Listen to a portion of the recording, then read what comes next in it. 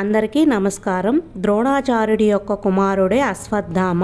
పాండవులకి కౌరవులకి విద్య నేర్పించిన ఆయనే ద్రోణాచార్యుడు.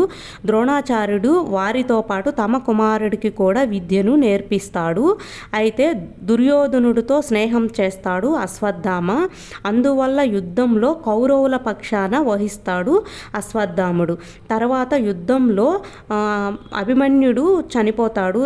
అభిమన్యుడి భార్య అయిన ఉత్తర గర్భంలో గర్భస్థు శిశువు మీద బ్రహ్మాస్త్రాన్ని ప్రయోగిస్తాడనమాట.